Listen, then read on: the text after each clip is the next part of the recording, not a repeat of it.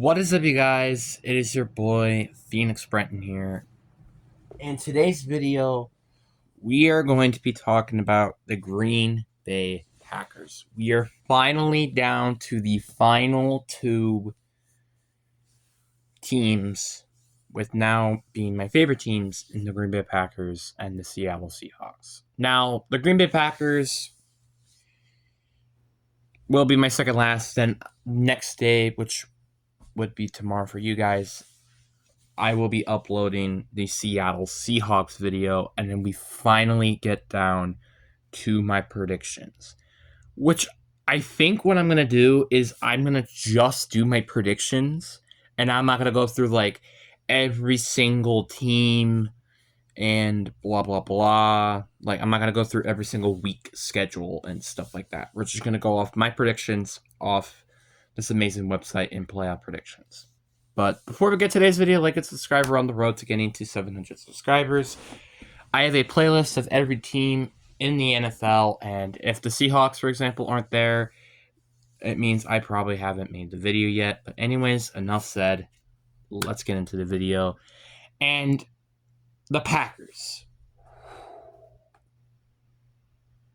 They had a very disappointing offseason. Now, obviously, as a Packers fan myself, this is a very disappointing offseason. One reason why I could say this so clearly is because, honestly, your biggest addition was signing Nate Hobbs and Aaron Banks. Which I'm not saying those two additions weren't terrible. Like, Nate Hobbs is a good corner when healthy, and Aaron Banks is a solid guard. But that's the thing. That's all they did during the offseason. Obviously, they went and signed, like, Mecole Hardman, Isaiah Simmons. They signed those two players, but I feel like they were kind of just there just to be there. Like, Isaiah Simmons may not even be on the roster at the end, and same thing with Mecole Hardman, especially with that wide receiving depth chart, which we'll talk about that a little bit later. But this is just such an interesting group of free agents that we went and got. And we didn't lose that much, though. Like, A.J. Dillon was, though, in my opinion, even though he wasn't really that healthy last year, a decent loss. But outside of that, we didn't really lose anybody. And before you say, oh, we lost Josh Myers, was a bad thing, not really, because we have Elgton Jenkins, who is probably better, just when healthy, though. That's the problem. We also, lost Jair Alexander, which people are going to say, oh, that's a big loss, blah, blah, blah. He only basically makes it to half the games anyway, so it's like half the games we're missing Jair now. You kind of understand the point. That's kind of what I'm saying with that. But again, this was a very disappointing offseason in terms of what we did in terms of free agency. And also, just as I'm recording this video, they end up and went and traded one of the Eagles' offensive tackles for like a 6th-round pick, which, according to rumors, it probably will be because he will be playing the guard, which is understandable because, honestly, if I looked at the guard's depth chart, it is a little bit of a madhouse, I'm going to be honest. But obviously I have to talk about, which is one of the biggest things that they addressed it through the draft, is the wide receiving position. What the heck is going to happen with this wide receiving position? Obviously, there's going to be lots of players that I just don't see making it to the team. But this is going to be so interesting to see what we're going to do in terms of the wide receiving depth chart. Now, for example, Christian Watson is out currently. But, like, in my opinion, in terms of the depth of this receiving core, this is the most depth receiving core I've ever seen in my life. Jaden Reed, Matthew Golden, Romeo Dobbs, Christian Watson, Tavian Wicks, Savon Williams, we just drafted, and same thing with Matthew Golden, Mecole Hardman, and Malik Heath all honestly have starter potential. That is insane. How many WR2 receivers we have exactly? We have 1, 2, 3, potentially 4, and potentially 5. That is just disgusting. Like, whoever says that this is not a good depth receiving core, you're absolutely lying to yourself. And it's very interesting to see who's actually going to stay on the 53-man roster and then who's going to be cut/traded. Because there's been rumors, obviously. For example, Romeo Dobbs has had rumors of being traded for a while now. Jordan Love, it's kind of concerning to hear that he did end up having a hand injury, but it was his opposite hand of his throwing hand. But it seems to be he will come back for week 1. Malik Willis is a good backup quarterback if he does get injured. And Sean Clifford, the big red dog, is our third string quarterback, which is a decent option. Running backs. I'm going to be honest with you. It's very interesting because honestly, I feel like anybody could be on, in terms of these 4 running backs that I see here, could be running back 2 or running back 4. Emmanuel Wilson, Marshawn Lloyd, and Chris Brooks. Personally, I like Chris Brooks. I like what we see from him. I wish he was on the field more. Marshawn Lloyd is made of paper, and Emmanuel Wilson every now and then has decent runs. But Chris Brooks is probably one of the players I wish Green Bay kind of had a little bit more plan for, because he's actually a decent running back in my books. Tight ends, we still have a solid depth chart with Luke Musgrave and Tucker Kraft, which I still don't know why we drafted 2 tight ends in that draft. But anyway, our offensive line, very solid. Obviously, you have Rashawn Walker, Aaron Banks, Elton Jenkins, Sean Ryan, and Zach Tom. But you also drafted Anthony Belton, which I still think is questionable, and Jordan Morgan, who you drafted last year. And again, you just traded for Daedream Kennard. So, yeah. And then the defense. This is where I'd say this is my biggest concern. Because it's one of the biggest concerns that I had during the offseason, which of course he just didn't address until day 3 for some bizarre reason, was edge rusher. Lucas Van Ness and Rashawn Gary, I wouldn't say are terrible, but they're not good. Rashawn Gary, funny enough, I was looking this up before, has only had 9.5 sacks, and I remember looking that up from the Bengals video that we made not too long ago. Rashawn Gary is just a decent player at best, in my opinion, or a solid or good pass rusher at best. Not great or elite, which is kind of what you need to win a Super Bowl. Lucas Van Ness, he kind of needs to break out this year. I say this every year.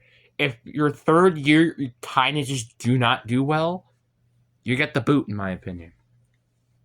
Kingsley Enagbare, Brenton Cox Jr., and also Byron Scotland, who we drafted this year, are very decent depth players. And we even have a decent depth defensive line as well, with like Kenny Clark, Devontae Wyatt, Carl Brooks, and Kobe Ward. Linebackers, I think is very solid with Isaac McDuffie, Edgerrin Cooper, and Quay Walker. I really hope for Edgerrin Cooper to have a higher season than he did last year, which is saying something because he had a really good season last year.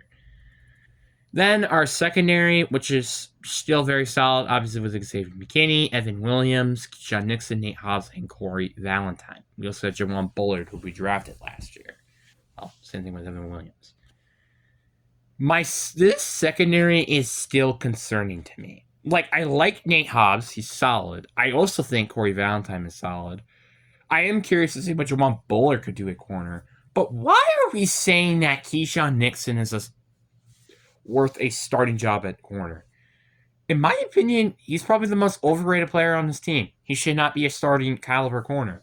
He's a good depth corner. I will admit to that. But he's not a good starting corner. That's the problem. And I also hope for this year that Brandon McManus ends up continuing to do what he did last year, which was making field goals like it's nothing. Because I say this once and I'll say it again. Brandon McManus is the best kicker this team has had in so long, and it's insane to me.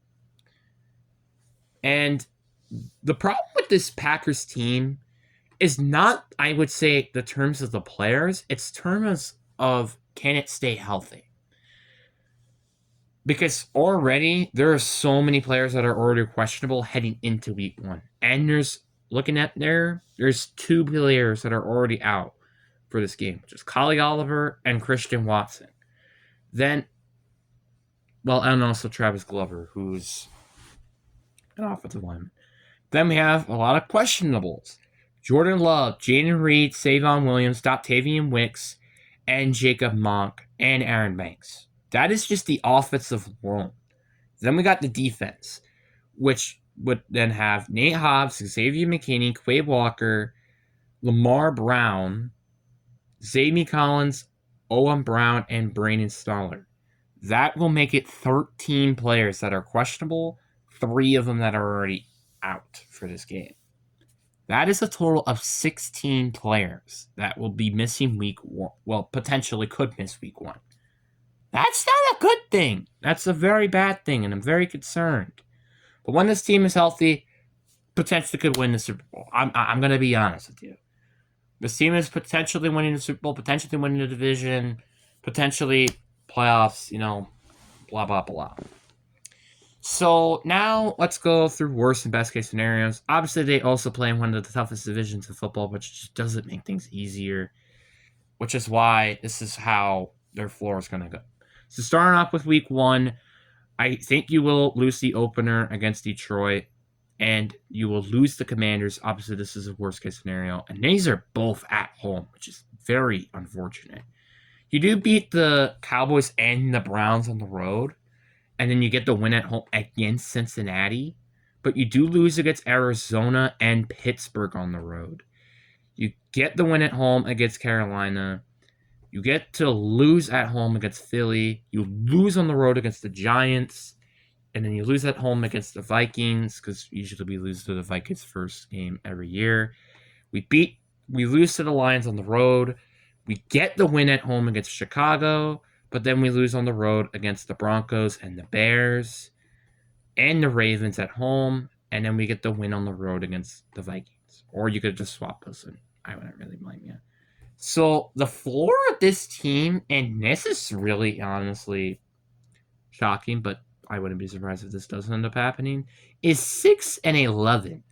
That is a very darn, you would think, pretty impossible floor for the Packers, but it's not really.